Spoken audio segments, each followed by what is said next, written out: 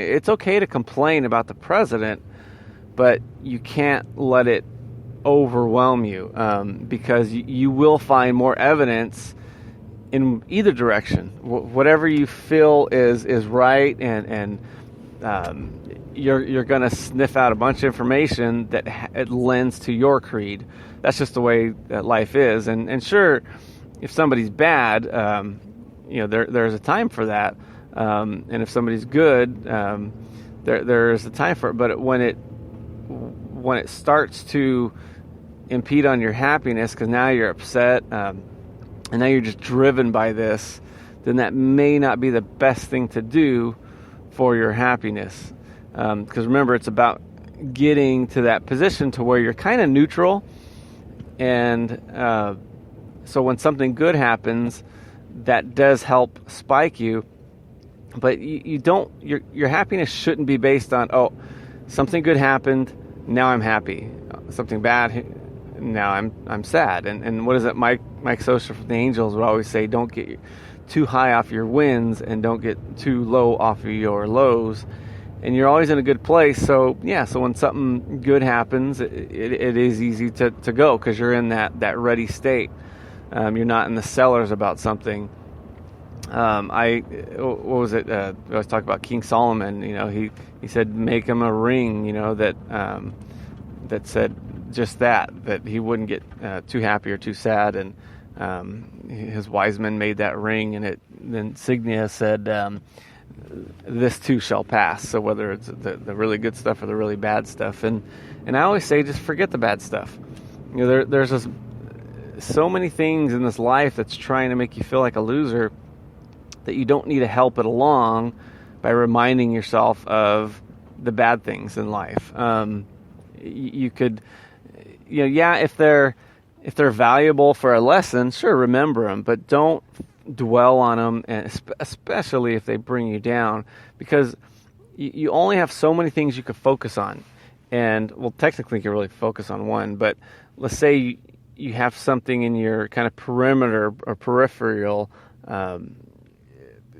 brain compartment, and so just have a bunch of good things there. And because if you don't think confidence has more to do with your success than anything else, just go into any karate studio and they'll tell you, without, you read it on the walls. My old kung fu theater used to say, without confidence, there's nothing. There's no victory. And I'm obviously loosely paraphrasing, but with that confidence, you'd be surprised what you could do. And the reason it's there is because obviously some people have fought and won because of confidence, and they thought enough of it to actually put their pen to paper. So focus on the good things, and as you're in that kind of that neutral state, hopefully kind of a little bit happy just because we're breathing, we're alive, and then when something good happens, it'll spike you. It'll be easier to go to that next level. And when something bad happens, guess what? It'll be harder for you to sink in the cellar, because you're not halfway in the cellar already. There's an old saying that we're, the Bible says that we are finite. We're just like a mist in the on this planet. Just basically here today, gone tomorrow. And you think of from the beginning of time till now. I'm not sure how old the Earth is, but I know it's been around here a long time. I don't know if it's millions or billions. I know it changes all the time, so who knows? Which is a whole topic in and of itself. But the point is, we're here now, and I have a son that's 1 year old. He might be here 100 years from now, but everybody else that's listening to this is probably not going to be here. Maybe, unless you're listening to it later, of course. If life expectancy, should bump up, maybe 10, 15% by the time I go. So who knows? But the point point being is, you could appreciate the time we have right now, or you could use it to complain, to not kind of get the most out of this life. And part of being happy is you're happy, other people see it, and guess what? It makes them kind of I think it affects them as much as anybody. Like when let's say somebody's, have you ever been somewhere and you hear like glass break and somebody yelling, you're like, oh my gosh, what is it? I gotta assess the situation. I gotta look around. And I think if we kind of treat happiness the same way, when you hear somebody happy, somebody's gonna look and say, hey, somebody's happy. And the what is that? I think it's in that happiness is a serious problem. It's a bad attitude is like bad body odor. You got to keep it to yourself. It's your problem, and most importantly, do something about it. And you'll find out that being happy is something you have to work at too. Like we always say, it's not joy per se. Just okay. I'm doing all these things. I'm skydiving and everything else, because that's just going through adrenaline. Because when you're done, you'll be done. I think learning.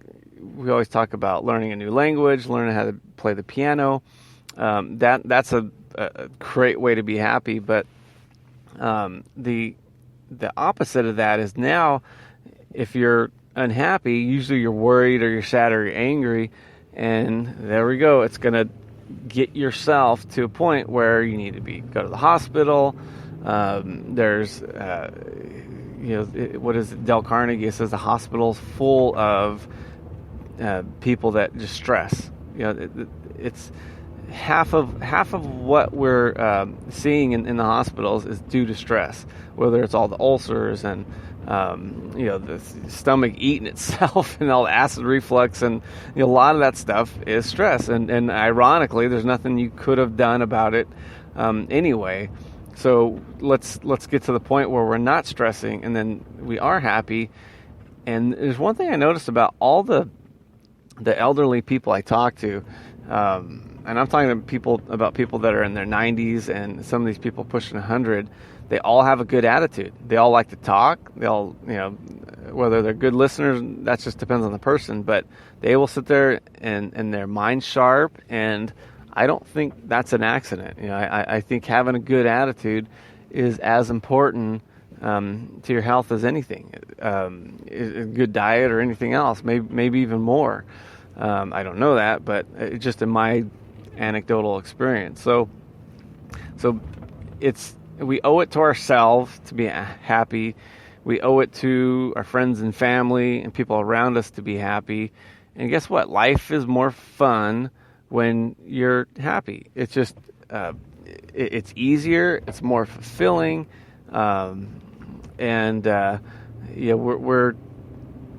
here for, it's such a small amount of time that looking back, do you think you'll regret, say, oh man, I wish I would have been more pissed off at that person, or I wish I would have been more upset at this situation?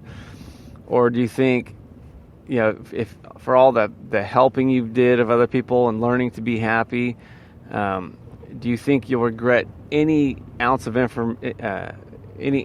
energy that you spent on trying to be happy?